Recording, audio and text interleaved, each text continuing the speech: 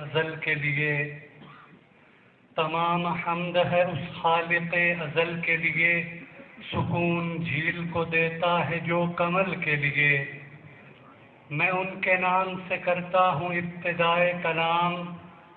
میں ان کے نام سے کرتا ہوں ابتدائے کلام، وہ جن کے نام فرشتوں نے بھی سنبھل کے لیے۔ میں کیوں نہ اس کو بلا فصل بادشاہ کہوں، میں کیوں نہ اس کو بلا فصل بادشاہ کہوں، جدا ہوا جو نبی سے نہ ایک پل کے لیے، اور کفن پہ میرے خاک شفا سے لکھا ناد علی، کفن پہ لکھا ہے خاک شفا سے ناد علی، یہی بہت ہے میرے نامہ عمل کے لیے۔ اور غم حسین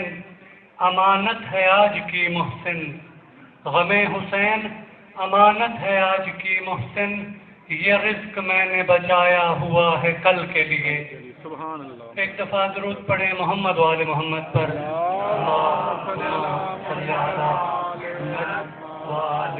محمد۔ پروردگار عالم کا اس کی اس نعمت پر شکر ادا کرتے ہیں کہ جس نے ہمیں ایک دفعہ پھر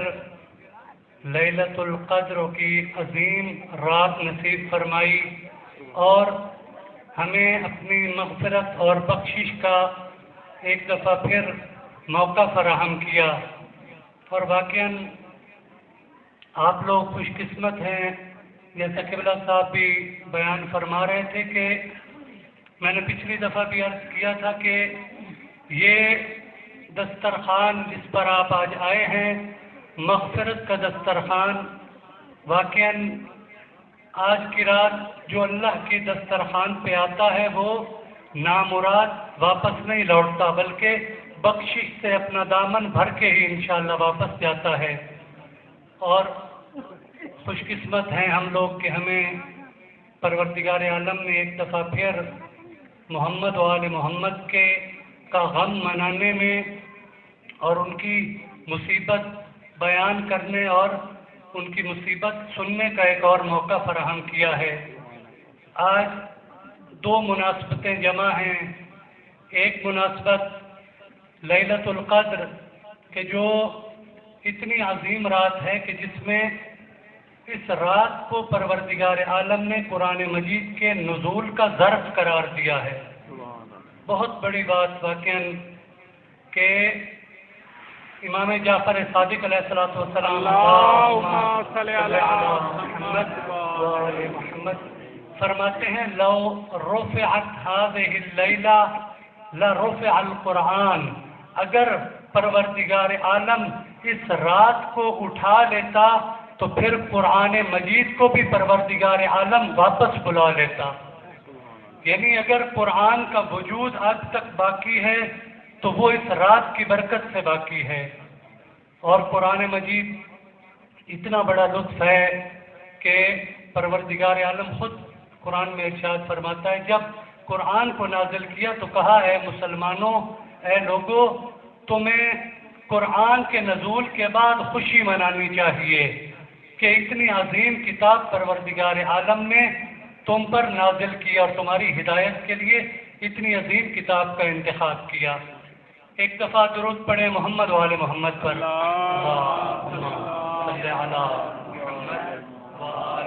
محمد۔ میں نے آپ کے سامنے قرآن مجید کی ایک معروف آیت کی تلاوت کا شرف حاصل کیا کہ جس میں پروردگار عالم ارشاد فرماتا ہے کہ وَلِلَّهِ الْأَسْمَاءُ الْحُسْنَى، کہ تمام خوبصورت نام جو ہیں وہ فقط اللہ ہی کے لیے ہیں۔ اور پھر کیا ایک ہمیں حکم دیا جا رہا ہے فَادْعُوهُ بِهَا، کہ اے لوگو ان خوبصورت ناموں کے ذریعے تم اللہ کو پکارو، اللہ سے دعا اگر کرنی ہے تو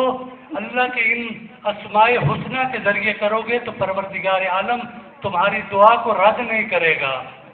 اب امام جعفر صادق علیہ السلام درود پڑھیں ان کی ذات اقدس پر، اللہم صلی علی محمد وآلہ۔ اس کی تشریح بیان کرتے ہوئے فرماتے ہیں کہ نحن واللہ الاسماء الحسنى التي لا يقبل اللہ من العباد عملا الا بمعرفتنا. اللہ کی قسم، اللہ کے خوبصورت ناموں سے مراد ہم محمد و آل محمد ہیں سبحان اللہ، کہ جن کی معرفت کے بغیر پروردگار عالم کسی انسان کا کوئی عمل قبول نہیں کرے گا. بس اگر تم اللہ کو پکارنا چاہو، اللہ سے کوئی چیز طلب کرنا چاہو تو ہم محمد و آل محمد کا واسطہ دو. پروردگار عالم ہمارے واسطے کو کبھی رد نہیں کرتا. اور میں کئی دفعہ عرض کرتا ہوں کہ قرآن مجید کے اندر پروردگار عالم نے اہل بیت کے جو فضائل جس حکمت سے چھپائے ہیں، واقعاً ہمیں قرآن مجید کو پڑھنا چاہیے. اب یہ جو آیت کہ جس میں کہ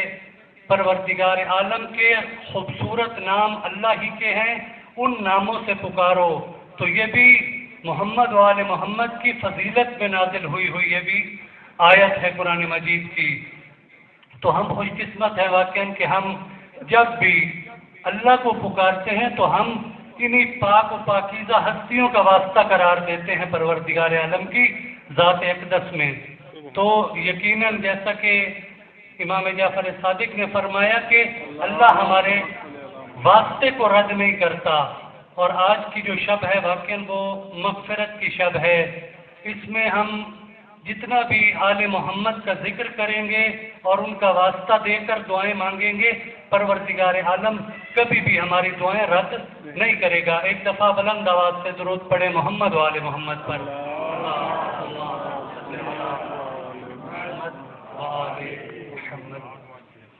توبہ ایک ایسی چیز ہے کہ جس کی واقعاً اگر ہم قرآن مجید کی آیات پڑھیں یا محمد و آل محمد کے روایات پڑھیں کہ اس سے بڑا کوئی عبادت اور نیکی کا کام نہیں ہو سکتا کہ جس لمحے میں انسان توبہ کرتا ہے. توبہ کا حقیقی معنی کیا ہے؟ الرجوع الی اللہ، اللہ کی بارگاہ میں پلٹنا.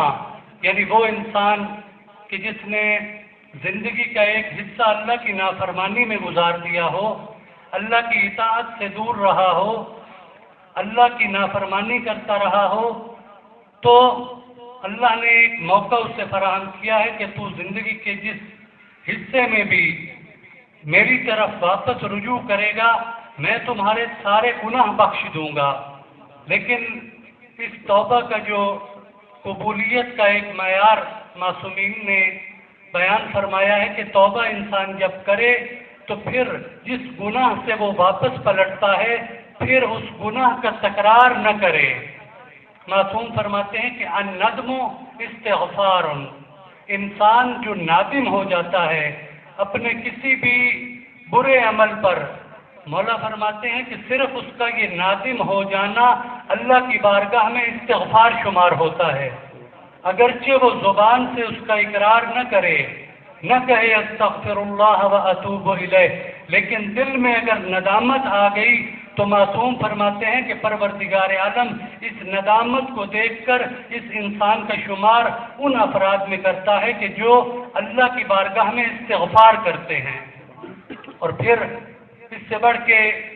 مولا فرماتے ہیں کہ الاقرار و الاعتذار، انسان کا اپنے گناہوں کا اقرار کر لینا یہی در حقیقت اللہ کے نزدیک معذرت کرنا ہے. ہم معذرت کرتے ہیں اس دنیا میں بھی، اگر خدا نخواستہ کسی کی حق میں ہم نے کوئی برے کلمات کہے ہوں یا اس کی حق کے حرمت کی ہو، اس کی بے عزتی کی ہو، تو انسان کیا ہے؟ معذرت کرتا ہے. تو معصوم فرماتے ہیں کہ جب انسان اقرار کر لیتا ہے کہ پروردگار میں نے تیرے حکم کی نافرمانی کی ہے، تیری اطاعت میں زندگی نہیں گزاری، انسان کا یہ اقرار در حقیقت اللہ کے نزدیک معذرت شمار ہوتا ہے. اور پھر اس حدیث کا جو چیز مکمل کرتی ہے اور واقعاً ہمیں بھی غور کرنا چاہیے، معصوم فرماتے ہیں کہ الانکار و الاصرار، جو شخص اللہ کی بارگاہ میں اپنے گناہوں کا اقرار نہیں کرتا تو در حقیقت وہ گناہوں پر ابھی تک مصر ہے اور وہ بضد ہے کہ میں ان گناہوں کو نہیں چھوڑ رہا، گویا جو انکار کرنا ہے۔ اور مولا کائنات درود پڑھے ان کی ذات اقدس پر، اللہم صلی علی محمد وآل محمد۔ ایک انتہائی خوبصورت معیار ہمیں بتاتے ہیں کہ بخشش کا اور معافی کا معیار کیا ہے۔ مولا فرماتے ہیں العفو عن المقر لا عن المصر۔ اگر اس دنیا میں بھی کوئی انسان تم سے معافی مانگتا ہے تو اس کا میں تمہیں معیار بتا دیتا ہوں، اور یہی معیار اللہ کے ہاں بھی ہے کہ جو شخص اپنی غلطی کا اعتراف کر لے، مولا فرماتے ہیں اس کو بخش دو، کیونکہ اللہ بھی جب انسان اپنی خطا کا اقرار کرتا ہے تو اللہ بخش دیتا ہے، اور معافی ہے ہی اس کے لیے کہ جو اپنے گناہوں کا اقرار کر لے۔ لا عن المصر، اس انسان کے لیے معافی نہیں ہے کہ جو ایک دفعہ ایک گناہ کرتا ہے اور پھر معذرت کرتا ہے اور دوسرے دن پھر وہ گناہ کرتا ہے۔ مولا فرماتے ہیں کہ یہ وہ انسان ہے کہ جو گناہوں پر مصر ہے، اور جو اپنے گناہوں کو ترک نہ کرے اس انسان کے لیے معافی نہیں ہے۔ تو یہاں پر ہمیں توبہ کا حقیقی مفہوم مولا کائنات بتا رہے ہیں کہ جب تم اللہ کی بارگاہ میں کسی گناہ کا اقرار کرو تو پھر کیا ہے، اس کی معافی طلب کرو، تو پھر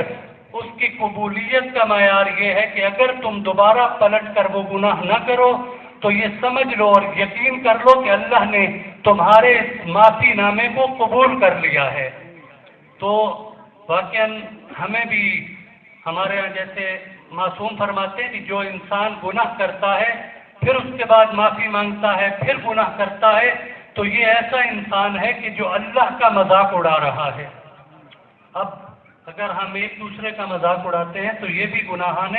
کبیرہ میں سے ہے، اور جو شخص اللہ کی ذات کی توہین کرے اور اللہ کا مذاق بنائے تو اس سے بڑا مجرم اور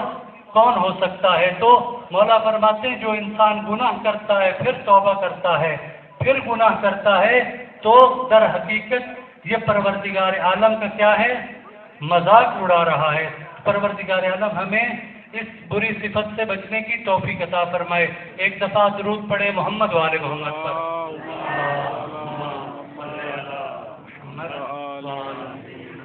آیت اللہ محسن الحکیم بہت بڑے تشیع جہان کے بہت بڑے فقیہ گزرے ہیں، سید ہیں، اور یہ جناب حر کے مزار پہ جا کے بہت زیادہ محزون کیفیت میں دو تین باتیں جناب حر سے کرتے ہیں۔ کہتے ہیں کہ اے حر، میں عمر میں بھی تم سے بڑا ہوں، کیونکہ جب یہ گئے اس وقت ان کی عمر تقریباً 70 75 یا 80 سال کے قریب تھی۔ جناب حر کے مقبرے پہ بیٹھ کے کہتے ہیں اے حر، میں عمر میں بھی تم سے بڑا ہوں اور خاندانی نسب و شرافت میں بھی تم سے افضل ہوں، کیونکہ میں جناب سیدہ کے خاندان سے ہوں، سید ہوں، اور جناب حر جو تھے وہ غیر سید تھے۔ پہلا فرماتے ہیں کہ میں عمر میں بھی بڑا ہوں، دوسرا مجھے خاندانی شرافت بھی حاصل ہے کہ میں خاندان نبوت سے ہوں، اور تم جو ہو غیر سید ہو، لیکن اس کے باوجود، اور پھر کہتے ہیں کہ میں فقیہ بھی ہوں، تم اس طرح اتنے بڑے فقیہ نہیں تھے، لیکن ان تین خصوصیات کے باوجود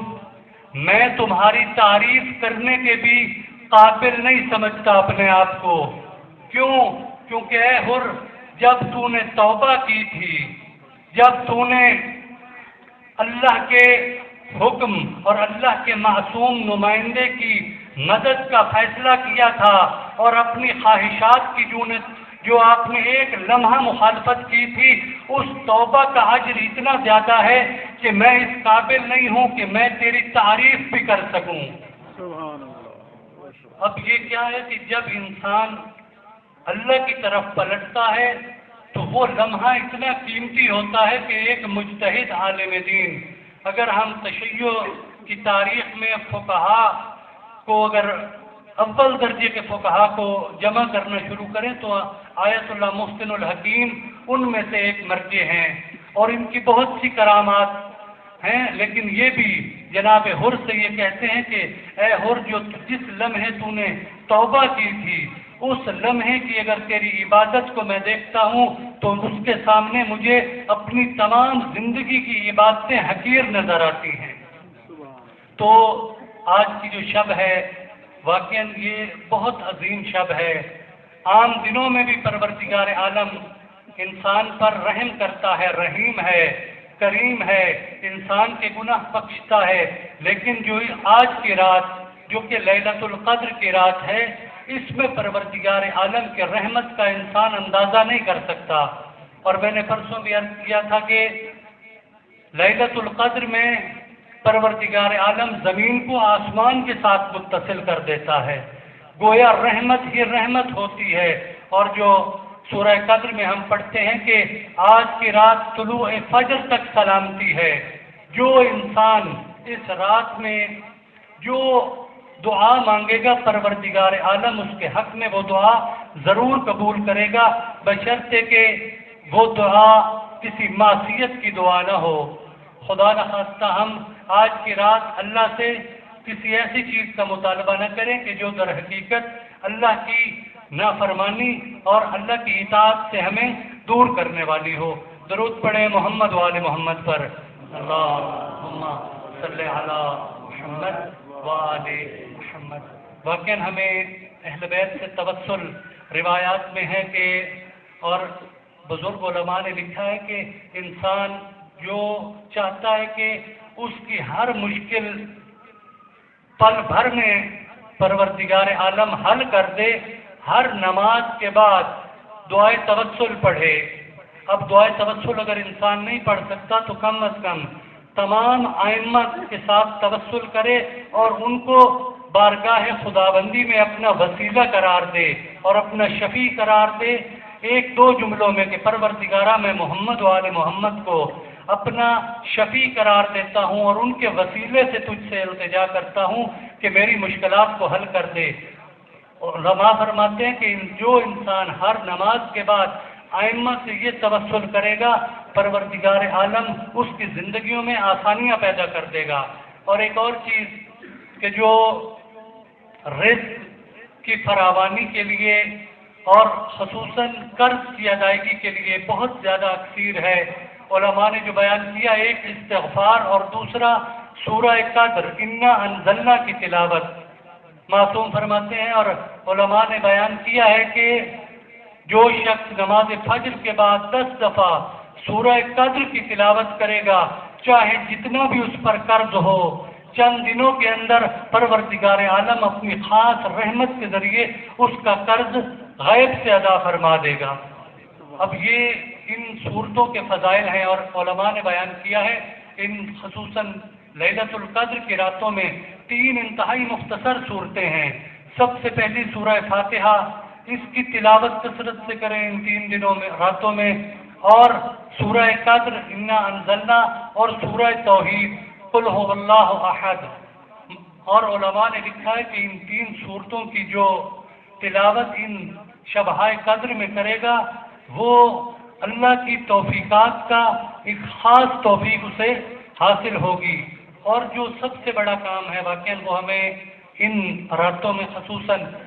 ہمارے بہت سے علماء، علامہ طباطبائی کی میزان تفسیر جو کہ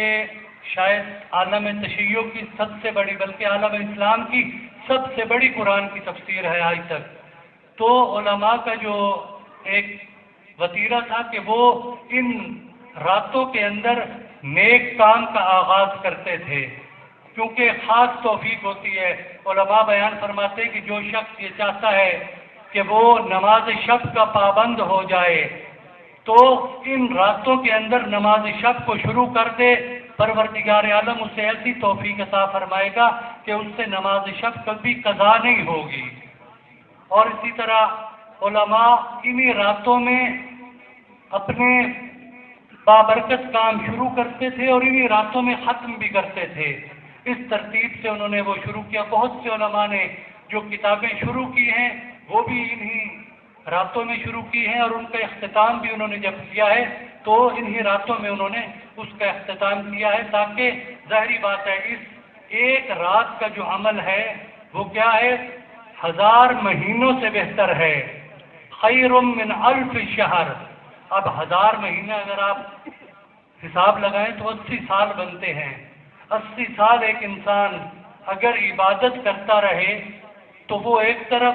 اور آج کی رات جو انسان عبادت کرے گا وہ کیا ہے، خیر من 1000 شہر، 80 سال کی عبادت سے بھی بہتر ہے۔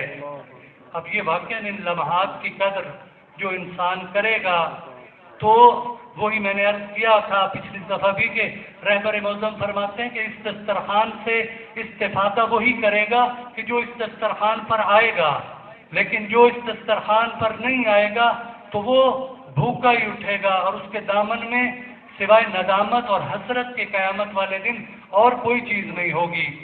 ایک مومن کا واقعہ ہے کہ ظاہراً یہ ترکی کا رہنے والا تھا، کیونکہ آج کی رات زیارت امام حسین علیہ السلام مستحب ہے، اور انشاءاللہ ہم یہاں پر زیارت کی تلاوت بھی کریں گے اور 2 رکعت نماز پڑھ کے اس کا ہدیہ امام حسین علیہ السلام کے روح کو بھی ایصال فرمائیں گے۔ یہ شخص اس کو زیارت امام کا بہت شوق تھا، لیکن جیسے آپ کو علم ہے کہ بعض جو سالار ہوتے ہیں ان کا طریقہ کار تھوڑا برا ہوتا ہے۔ بہرحال یہ انسان جب بھی کسی سالار کو پیسے دیتا اور کہتا کہ مجھے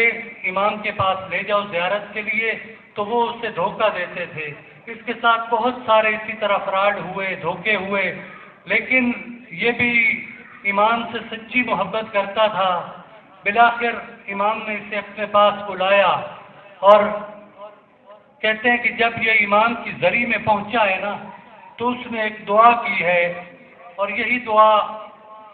آپ کی سماعتوں کی نظر کر رہے ہیں کہ آج کی رات ہم بھی اسی طرح کی دعا مانگیں۔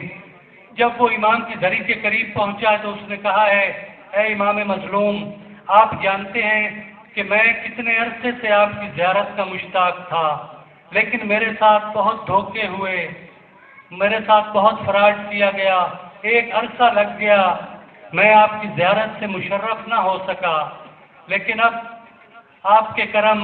اور اللہ کی مہربانی سے میں آپ کے حرم کے پاس آ گیا ہوں۔ اب میری ایک دعا ہے کہ اے فرزند رسول، جب قیامت کا دن ہو تو نہ جانے میں کن گناہگاروں کی لسٹ میں کہاں پڑا ہوا ہوں گا، پتہ نہیں مجھے پروردگار عالم اس دن کن گناہگاروں کے ساتھ رکھے گا۔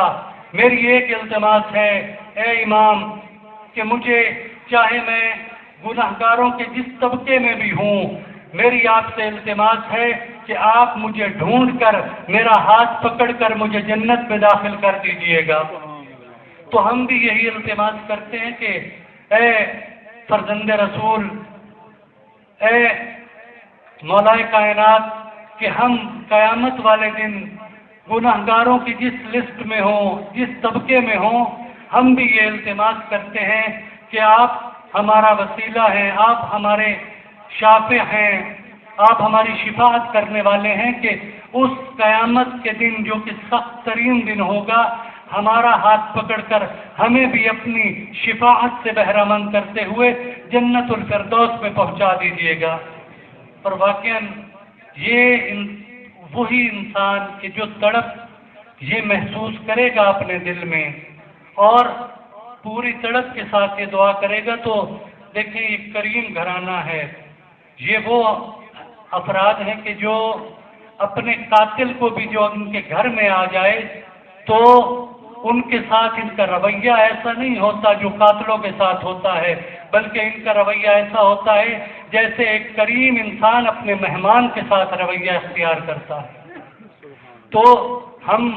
ان کی محبت قدم بھرنے والے، ان کی خوشی میں خوشی منانے والے اور ان کے غم میں رونے والے جب ان سے التماس کریں گے تو یقیناً اس دن وہ ہمیں تنہا نہیں چھوڑیں گے، اور آج کے رات کا صدقہ دے کے خصوصی طور پر ائمہ سے توسل کریں۔ یہ رات میں نے پرسوں بھی عرض کیا کہ امام زمانہ سے تعلق کی رات ہے، اگرچہ ابھی یہاں 2 رکعت نماز پڑھ کے امام زمانہ کو ہدیہ کریں، انشاءاللہ یہ 2 رکعت نماز آپ کا ہمارا اور امام زمانہ کے درمیان ایک تعلق پیدا کر دے گی، اور آج کی رات جو رزق تقسیم ہونا ہے اس میں سب سے بڑا رزق جو ہے وہ محمد و آل محمد کی معرفت اور ان کی محبت پر موت کا رزق ہے۔ بہت سے انسان یقین کریں، اگر آپ تاریخ پڑھیں، شمر مولا کائنات کے ساتھ تھا صفین میں، روایت کہتی ہے کہ مولا کائنات کی معیت میں امیر شام کے خلاف اتنا گرم جوشی سے لڑ رہا تھا کہ شہادت کے دہانے پہ پہنچا ہے یہی شمر، لیکن اس کا خاتمہ کہاں پہ ہوا؟ ابن سعد، جو سعد ابن ابی وقاص کا بیٹا ہے،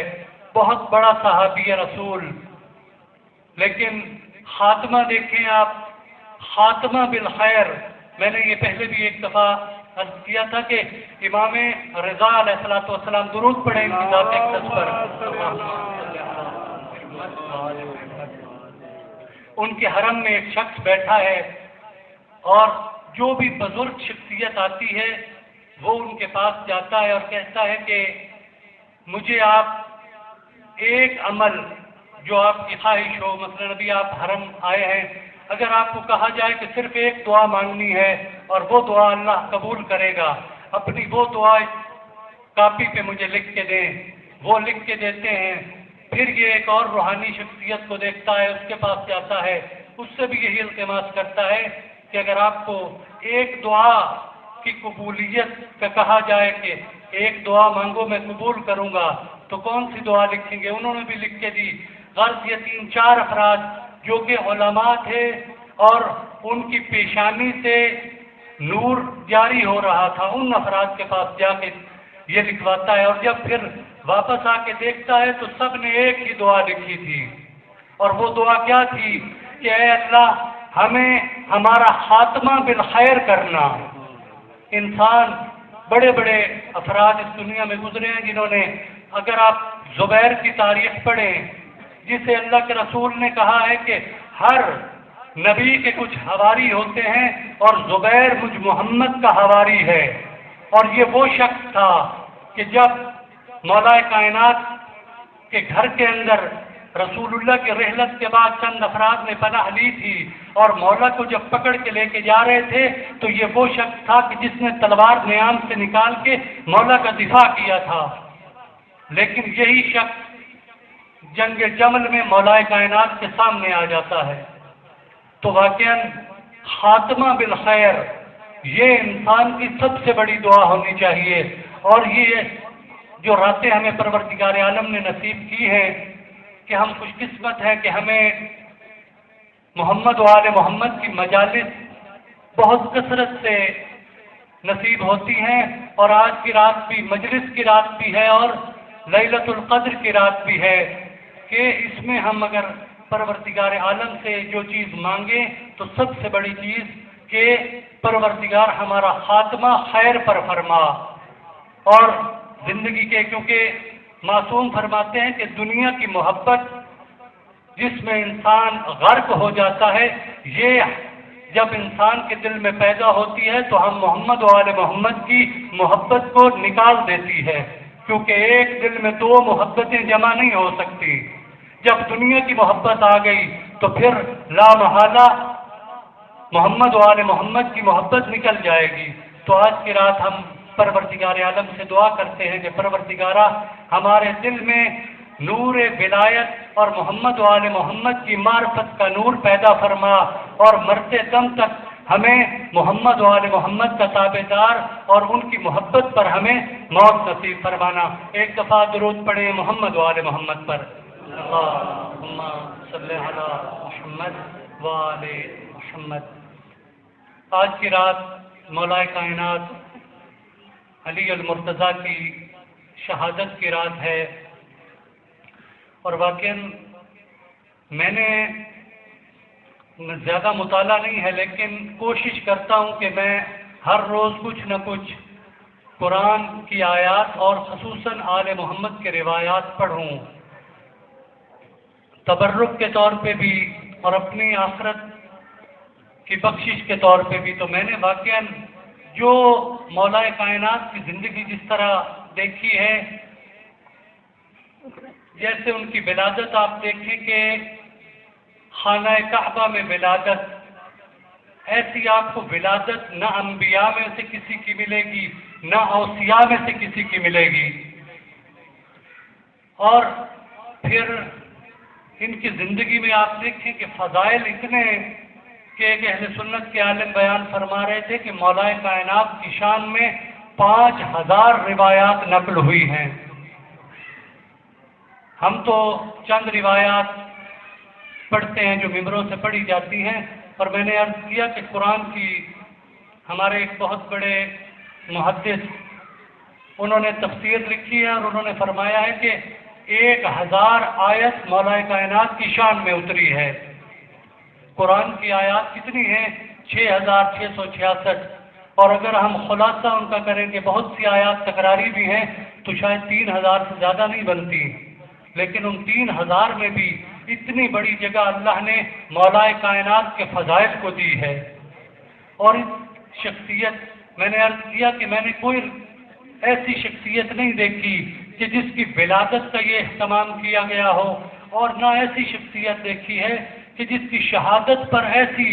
کیفیت جو مولا کائنات کی شہادت کے وقت تھی، کسی نبی کی شہادت کے وقت بھی وہ کیفیت نہیں ہوئی. تو اس وقت بھی جو جناب جبریل نے ندا بلند کی ہے، اس میں واقعاً مولا کائنات کے فضائل بھی ہیں اور 7 مصائب بھی ہیں. مولا کائنات کا ایک سیرت کا پہلو یہ تھا کہ یتیم پرور امام تھے. کتنے یتیم تھے کہ جن کی پرورش امام علی علیہ السلام کرتے تھے. اور اللہ کے رسول کی ایک روایت ہے، درود پڑھیں ان کی ذات اقدس پر، اللہم صلی علی محمد. اللہ کے رسول فرماتے ہیں کہ ان فی الجنت دار، جنت کے اندر ایک گھر ہے، یقال لہ فرح، جس کا نام کیا ہے؟ دار الفرح، خوشی کا گھر. لا یدخلھا، اس کے اندر داخل نہیں ہوگا الا، مگر وہ شخص اس کے اندر داخل ہوگا من فرح یتام المؤمنین، کہ جس نے کسی مومن یتیم کی کفالت کی ہو یا کسی مومن یتیم کے دل میں خوشی اور سرور پیدا کیا ہو. دار الفرح اس انسان کو ملے گا. اور مولا کائنات کی ایک سنت تھی کہ مولا اسپیشل ایک دسترخوان بچھاتے تھے جس میں فقط یتیم بچوں کو بلایا جاتا تھا، اور اس میں مولا ان کی تواضع جس چیز سے کرتے تھے، مولا بعض چھوٹے بچوں کو اپنی گود میں بٹھا کے اپنے ہاتھ سے ان کو شہد کھلاتے تھے. اور یہ جب منظر بعض صحاب دیکھتے تھے تو بعض اصحاب خود یہ خواہش کرتے تھے، اے کاش ہم بھی یتیم ہوتے اور مولا کی اس شفقت بھرے دسترخوان پر ہم بھی بیٹھ کے یتیموں کے ساتھ تناول فرماتے. مولا کی شفقت کا انداز یہ ہوتا تھا کہ وہ بچے کہ جن کے ماں باپ سلامت ہوتے، وہ یہ آرزو کرتے کہ کاش ہمارے ماں باپ نہ ہوتے، آج علی ہمیں بھی اسی محبت اور شفقت سے بیٹھ کر شہد کھلاتے. اپنے ہاتھوں سے یتیموں کو شہد کھلانے والی یہ ہستی روایات میں ہے کہ جب مولا کو ضربت لگی، اور وہ بھی واقعہ بڑا عجیب کہ اس رات میں مولا کائنات کی جو روش تھی وہ باقی راتوں سے الگ تھی. مولا کی زبان پہ ایک جملہ بہت زیادہ تھا کہ پروردگارا میری موت کو بابرکت قرار دے. اب علی جیسا امام وہ بھی اپنی موت کو بابرکت کرنے کی دعا مانگ رہے ہیں. اور جب گھر سے نکلنے لگے، سب سے پہلے وہ جو بسیں تھیں انہوں نے مولا کا راستہ روکا. تو اس وقت مولا نے فرمایا کہ ابھی یہ پرندے مجھ پہ گریہ کر رہے ہیں، لیکن کچھ دیر بعد کوفہ کی خواتین کے رونے کی آوازیں بلند ہوں گی۔ پھر مولا جب دروازے سے نکلنے لگے، مولا کی ابا دروازے میں لگی ہوئی ایک کیل سے ٹکرائی اور ابا کندھوں سے نیچے گر گئی۔ مولا نے پھر ابا اٹھائی اور اپنے کندھوں پہ رکھی اور پھر یہ شعر پڑھے کہ اے علی، موت کے لیے اپنی کمر کو کس لے کہ موت اب تیرے انتظار میں ہے۔ مولا کائنات مسجد کوفہ میں آئے، گلدستہ اذان پہ علی نے آخری اذان دی، اور یہ اذان کوفہ میں جو افراد جاگ رہے تھے سب نے علی المرتضیٰ کی آخری اذان سنی، اور پھر مولا نوافل میں مشغول ہو گئے۔ اس کے بعد پھر جو مسجد میں لوگ سوئے ہوئے تھے ان کو مولا اٹھاتے، اور اس شقی اور بدبخت ترین یہ جو الٹے منہ لیٹا ہوا تھا اس کو اٹھاتے ہیں اور کہتے ہیں اے انسان اٹھ، کہ یہ جو جس حالت میں تو سو رہا ہے اس طرح شیطان سویا کرتا ہے، اور جو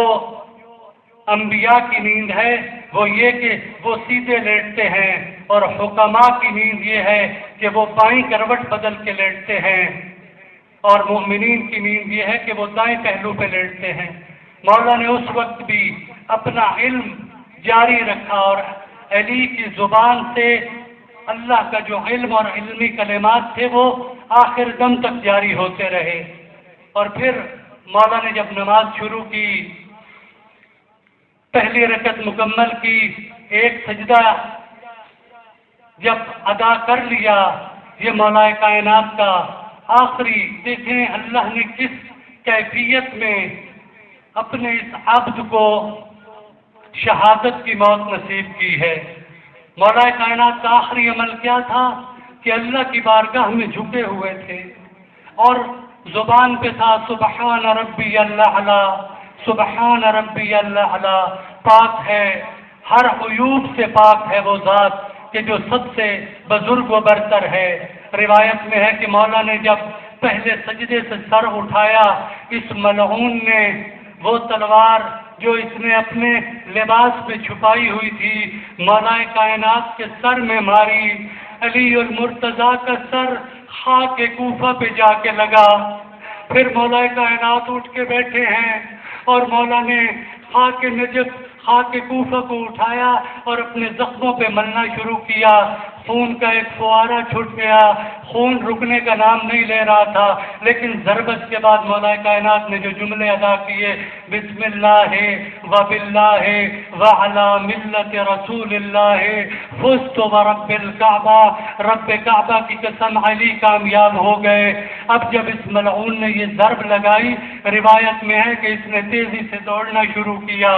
اور یہ مسجد سے باہر بھاگ گیا۔ کیوں؟ کیونکہ اس سے ڈر تھا کہ علی کے بیٹے زندہ ہیں، علی کے اصحاب موجود ہیں، میں قربان جاؤں اس مظلوم امام پر کہ جس کا قاتل مولا کائنات کو بڑا مطمئن ہو کے مولا کی گردن پر خنجر چلا رہا تھا اور ہنس ہنس کے کہہ رہا تھا اے حسین بتا تیرا عباس کہاں ہے، اے حسین بتا تیرا علی اکبر کہاں ہے، اے حسین وہ ہاشمی جوان جن پہ تو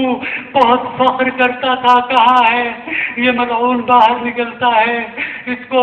مولا کے اصحاب پکڑتے ہیں اور رسیوں میں جگڑ لیتے ہیں۔ مولا کی کیفیت کیا ہے کہ مولا اب نماز نہیں پڑھا سکتے۔ مولا نے امام حسن کو حکم دیا، امام حسن مجتبیٰ نے نماز پڑھائی۔ روایت میں ہے کہ علی نے بیٹھ کے نماز پڑھی، کبھی علی دائیں جھک جاتے تھے، کبھی علی بائیں جھک جاتے تھے، اور مولا میں اتنی طاقت نہیں تھی کہ اپنے پیروں پر گھر جا سکے۔ ایک چادر بچھائی گئی، مولا کو اس چادر کے اندر بٹھایا گیا۔ امام حسن و حسین اور مولا کے صحاب نے چادر پکڑی اور جب گھر کے قریب پہنچے مولا کائنات نے امام حسن کو حکم دیا اے بیٹا بیٹا حسن اب مجھے نیچے اتار دو۔ مولا نے فرمایا اے بابا جان آپ کا خون بہت بہہ چکا ہے، آپ کے اندر سکت نہیں ہے۔ مولا فرماتے ہیں نہیں میرے بیٹے حسن، میں نہیں چاہتا کہ میری بیٹیاں مجھے اس حال میں دیکھیں، میں چاہتا ہوں میں اپنے پیروں پر جاؤں، میں زینب کو اس حال میں اس کی ملاقات نہیں کرنا چاہتا۔ روایت میں ہے وہ علی جو اپنے بیٹوں کو، اپنے اصحاب کو یہ درس دے رہے تھے کہ رونا نہیں ہے، صبر کرو۔ جب علی نے اپنی بیٹی زینب عالیہ کو دیکھا، علی کی ایک چیخ بلند ہوئی، علی نے گریہ شروع کیا۔ بیٹیاں بابا کو دیکھ کے رو رہی ہیں اور بابا بیٹی کو دیکھ کے رو رہے ہیں۔ روایت میں ہے کہ جب مولا کائنات کی آخری رات آئی، مولا نے اپنے تمام بیٹوں کو، اپنے تمام خاندان والوں کو بلایا اور اس وقت وصیتیں شروع کی، اور ہر بی بی کا ہاتھ پکڑتے اور امام حسن علیہ السلام کے ہاتھ میں دیتے اور کہتے ہیں میرا بیٹا اپنی بہنوں کا خیال رکھنا۔ محمد حنفیہ کا ہاتھ مولا امام حسن کے ہاتھ پہ دیا، بیٹا اپنے بھائیوں کا خیال رکھنا۔ جب تمام بھائیوں کو، جب تمام بیٹوں اور بیٹیوں کو امام کے سپرد کر چکے، اس وقت ایک بی بی کے رونے کی آواز آئی۔ مولا نے پوچھا یہ کون گریہ کر رہا ہے؟ جناب زینب سلام اللہ علیہا نے فرمایا اے بابا جان یہ ام البنین ہیں جو رو رہی ہیں۔ مولا نے فرمایا کیوں رو رہی ہیں؟ جناب ام البنین فرماتی ہیں اے مولا آپ نے سب کا ہاتھ امام حسن کے ہاتھ پہ دیا، لیکن میرے عباس کیا وہ اس قابل نہ تھا کہ اس کا ہاتھ بھی آپ امام کے ہاتھ پہ دیتے؟ اس وقت روایت میں ہے کہ مولا نے اپنے بیٹے عباس کو بلایا، وَضَمَّ إِلَى صَدْرِهِ اپنے سینے سے لگایا اور امام حسین کا ہاتھ پکڑ کے مولا عباس کے ہاتھ میں دیا اور کہا ہے بیٹا عباس حسین تیرے حوالے ہے، اور ایک وصیت فرمائی اے بیٹا جب عاشور کے دن تو نہر فرات میں داخل ہو تو ایاک ان تشرب الماء والحسین عطشان، ایسا نہ ہو کہ اے عباس تو پانی پیے اور میرا حسین پیاسا ہو، اس سے پہلے پانی نہیں پینا۔ روایت کہتی ہے مولا عباس نے بابا کی اس وصیت پر پورا عمل کیا اور اس وقت تک پانی نہیں پیا جب تک یہ پانی امام حسین کے خیموں تک نہیں پہنچا۔ آخری جملے مولا امام حسن علیہ السلام کو مولا کائنات نے وصیتیں شروع کی، فرمایا اے بیٹا حسن مجھے اپنے ہاتھوں سے غسل دینا، تم خود اپنے ہاتھوں سے مجھے کفن پہنانا اور اپنے ہاتھوں سے مجھے دفن کرنا۔ اور مولا امام حسن بیان فرماتے ہیں جب میں اپنے بابا کو غسل دے رہا تھا، میں پانی ڈالتا تھا، امام علیہ السلام خود کروٹ بدل لیتے تھے، مجھے بڑی آسانی ہوئی۔ میں کہوں گا اے امام حسن آپ نے اپنے بابا کو غسل دیا، کفن دیا، بڑی شان کے ساتھ کفن کیا، ان کا جنازہ اٹھایا، میں کہوں گا اے سید سجاد تیری اپنی قسمت کہ جب 11 محرم کو تب امام مظلوم کا لاشا کربلا کی زمین پر پڑا تھا، امام مظلوم کو یہ بیٹا سجاد حسرت بری نگاہوں سے دیکھتا اور کبھی اپنی بیڑیوں کی طرف دیکھتا کہ ان کو اجازت نہ ملی کہ اپنے حسین جیسے بابا کو غسل دے سکے، کفن دے سکے۔ الا لعنت اللہ علی قوم الظالمین وَسَيَعْلَمُ الَّذِينَ ظَلَمُوا أَيَّ مُنقَلِبٍ يَنقَلِبُونَ۔ پروردگارہ تجھے اپنے ہمارے جتنے مرحومین اس دنیا سے چلے گئے ہیں آج کی رات کے صدقے، مولا کائنات کی شہادت کے صدقے پروردگار ان کی قبور کو محمد و آل محمد کے نور سے منور فرما، انہیں شفاعت اہل بیت نصیب فرما۔ پروردگارہ ان کو پروردگار ہماری طرف سے نیک اعمال کا توشہ آخرت ان کو میسر فرما۔ پروردگارہ ہمارے وجود